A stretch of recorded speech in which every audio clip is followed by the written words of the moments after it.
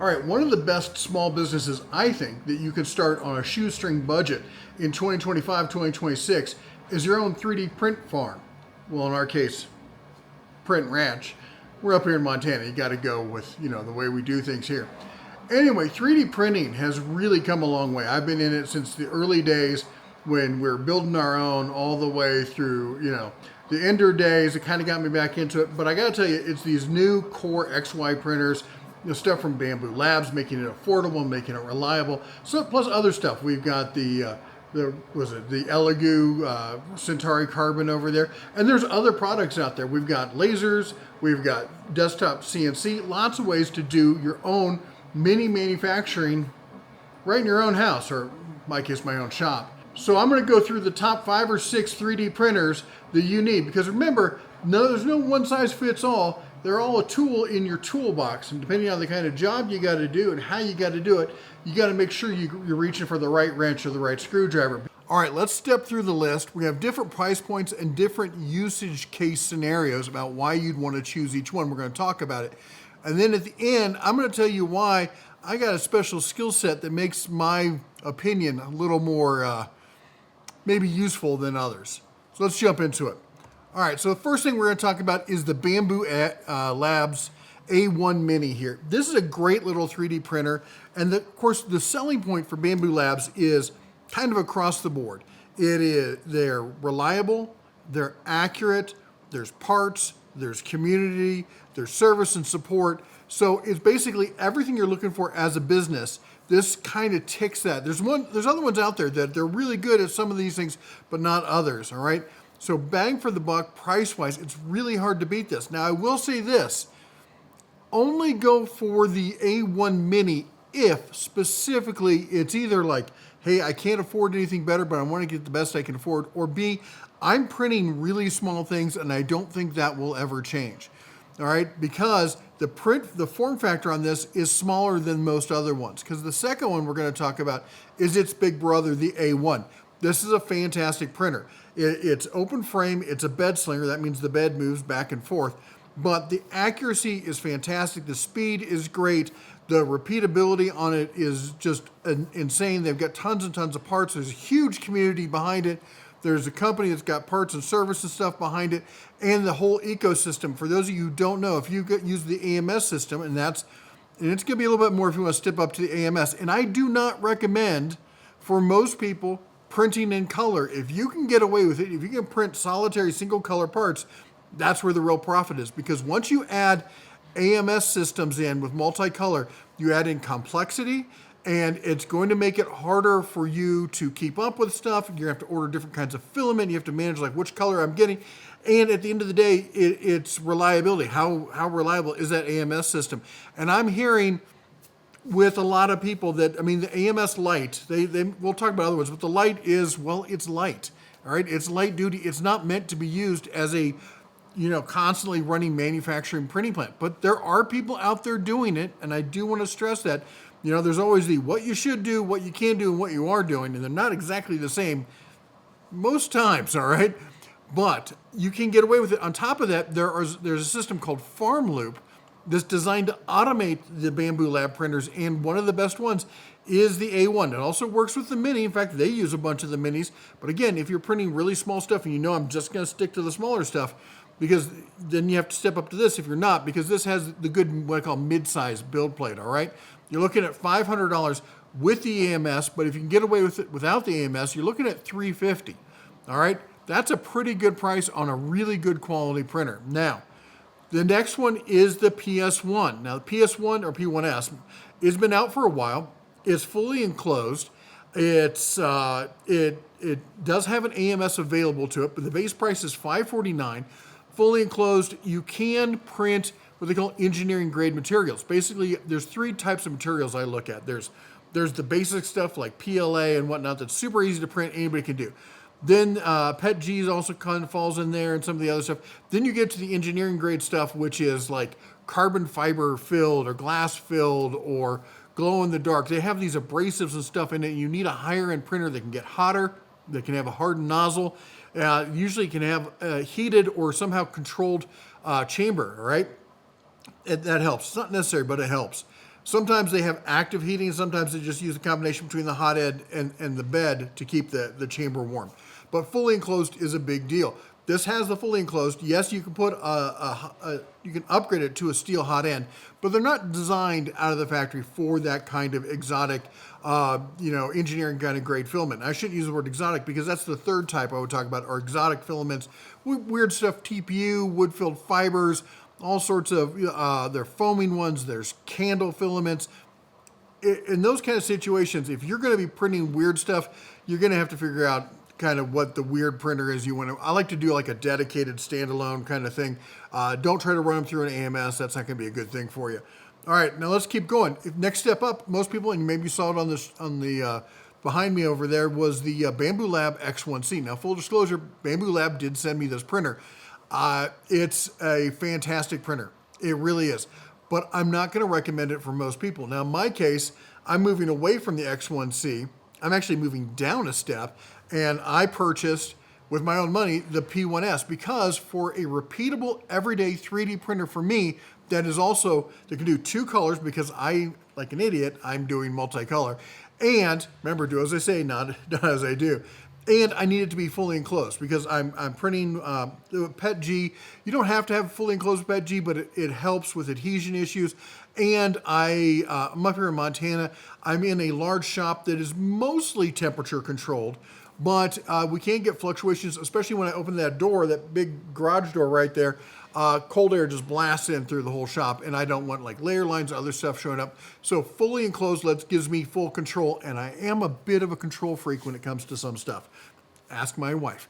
Anyway, this gives me all that kind of control in a more robust print system, and that's what we've decided to go with. Your choices may differ.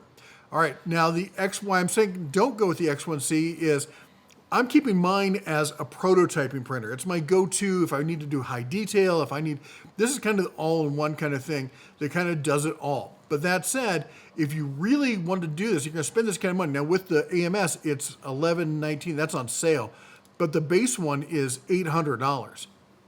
Here's what I'm going to suggest. They now have the Bambu Lab H2S and the H2D, all right? They're both, basically the H2S is for all real purposes, it's just the X1C on steroids is what it is. There's some other little things to it, but it's bigger, it's badder, it has a bigger build plate, it's a higher build factor. It can still do all the same kind of engineering stuff. It's got a better controlled internal temp thing. It's got a bunch of other benefits, but it's still only one nozzle. But you can get this on its own for $12.49. I realize it's more money, but if you're going to go for a print farm and you need this kind of stuff, maybe consider this. We're going to have alternatives at the end, all right? Then the H2D means it has two nozzles that can print twice at the same time, which is if you're doing it can help up if you're doing multicolor, especially if you're doing two colors.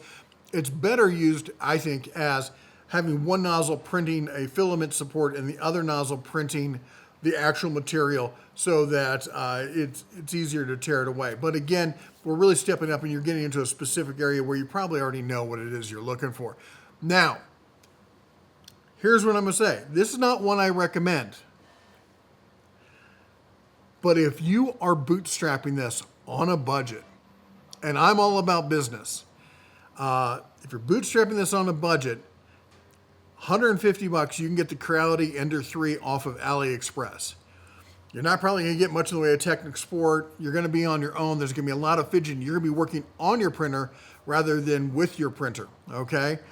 But that said, if you're on a budget, that's kind of the thing you have to do. What you do with your goal with this is, if you buy this printer, is to print stuff with this, sell it, and make enough money to buy a Bambu. All right? That's all you're doing. You're not trying to make enough money to buy a second one of these. You want to get to the Bambu, and then from there, keep printing, okay? This is just proof of concept, establishing your business and making your business pay for itself, all right? It's one way to get there, and I've been there, brother. I know what it's like, all right? The next one I want to say is the Centauri Carbon. Now, full disclosure, Elegu did send me this. This is the budget stripped down It's if Bambu Lab is the Apple of printers, and they kind of are because they've locked everything down. You have to go through their system, but it makes everything so much easier and so much more reliable. Trust me, it's if you're this is a business. If you're looking at it as a hobby, I get going with something else. All right. Oh, I want to pretend with it. I want to play with this. I want to do this. I want to. Great. Then have fun. Go with that. Get the Elegu or get some of this. But if it's a business, you want it to work. You don't want to be doing maintenance on your printers. You want to be working on your business, not your machines here. Okay. But that said, the Centauri Carbon is a really capable machine. I've printed tons of carbon fiber stuff with it, like I think 5 spools at this time. And it just keeps asking for more, asking for more, asking for more. It does not have the whole environment that you get out of the Bambu Lab. With the Bambu Lab, if you have the AMS, they have little chips on the spools. You put it in there, and it knows what filament it is, and it knows the settings, and it changes all the settings in your slicer. So when you hit slice, you don't have to think about anything. It just configures it. It's one and done. It's the Apple.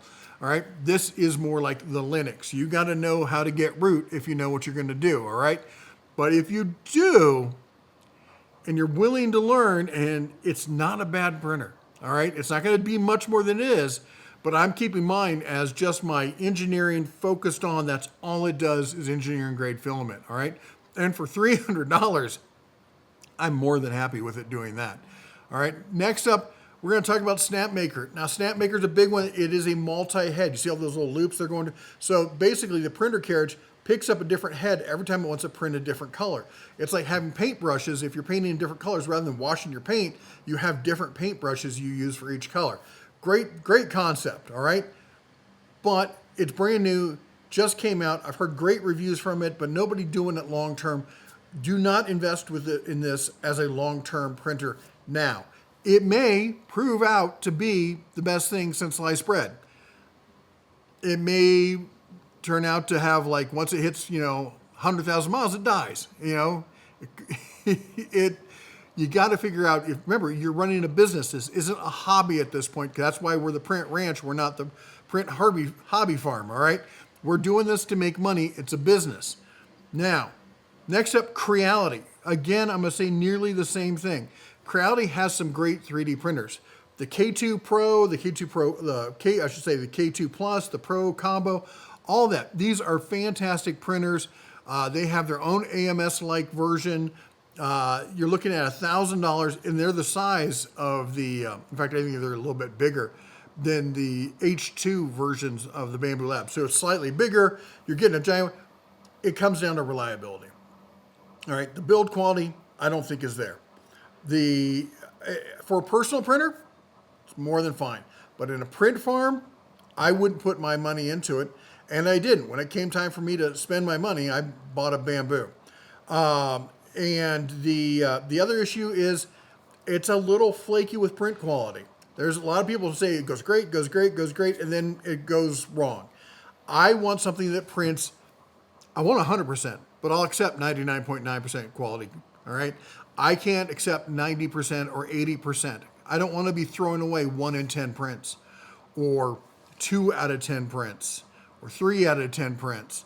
They need to be accurate. This is a business, not a hobby, and I keep saying that, all right? Anycubic. Anycubic has sent us printers in the past. We've dealt with them. They're good quality, budget, value-priced, consumer-grade printers. I would not put one in a print farm. I have seen them used in a print farm. You can use anything you want. That's always we would argue about. People like, well, if a professional, professionals wouldn't use that. I'm like, you'd be surprised what professionals will do if they're getting paid. That's all it takes to be a professional is get paid for it. Doesn't mean you're using top tier tools. It just means that somebody paid you for it. You could do it. I wouldn't recommend it. All right. Flash Forge. This is kind of sad. As I said, I've been around the print community for a long time. Flash Forge used to be the top tier, man. They were out there. They were really hitting it. One of the best ones out there. And now their printers, this is an open frame at $300. They have a closed frame one. Honestly, I'm not sure how long this company is going to stay around. They might get bought. They might go under. I would not invest in a company, again, just like the Snapmaker. You don't know where they're going to be next year, okay? if you're planning to grow your farm, and you should if you're starting this as a business, not the right choice. All right, Prusa, quality, control, perfection. Now some of it's even made in the USA. Huge community behind it. Did you see that price? It's $1,000 for a bed slinger. All right, you can buy it as a kit for $669. Because I want to spend time working on my printers. The whole point in going for the whole print farm, print ranch thing is I want to spend time on my business, not on my printers. I know a lot of people use Prusa. Prusa uses Prusa. They make a lot of the stuff that they make that you are finding these printers are 3D printed by their own printers. They're one of the OGs in the industry. They are fantastic quality.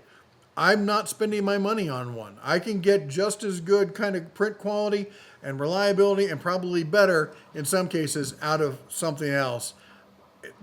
It just does not make financial sense. If you are a big company, great. You know what it is kind of take that computer analogy I mentioned before, is they're the IBM to Bambu Labs, Apple, and Elegu's, Linux, if you would. And I think that's fairly appropriate, all right? If you got the time to work with them and stuff, and you can save some money by building them yourself, great. And it's not a bad skill to have. I mean, knowing how to work on your 3D printers is fairly essential if you're going to be doing the whole print farm ranch thing. But now why you'd want to listen to me about this? Well, I started off in the trades, blue collar, did worked my way up. I eventually worked my way up into management, and along the way, I ran several small businesses on the side. And then I ran larger businesses. I ran multi-million-dollar businesses in Silicon Valley for 20 years. I came up from the operations side. I'm originally from Iowa, and like to say that's kind of my pragmatic side where it comes from. I understand businesses and bootstrapping businesses more than about anything else. And you can sit there everyone thinks I've got $1 million idea. I can spend money on this. It's $1 million idea. Bad news. $1 million ideas are a dime a dozen. It's all about implementation. Make the business prove itself. If it's such $1 million idea, then start small. Get a cheap printer. Get that little Bambu Lab A1, $350. Prove it with that. All right. And if it's so good, then you'll be able to buy the next one, within a week or two. You'll make enough money, you can buy the next one. All right. Be smart. I've run lots of businesses, and the one thing you never want to do is overextend yourself. All right. So anyway, I hope we got you good information you like. I'll put links to everything down below. Go and check them out. Check around. We've got another channel that you could probably tell what that channel is. But that's our main channel. This is the channel covering the 3D printing, print farm kind of side. And we're going to be covering a lot of the business side as well. So stick around. If you like the old 3D print ranch, give us a like and maybe a subscribe. You all take care. God bless. And as always, shine on.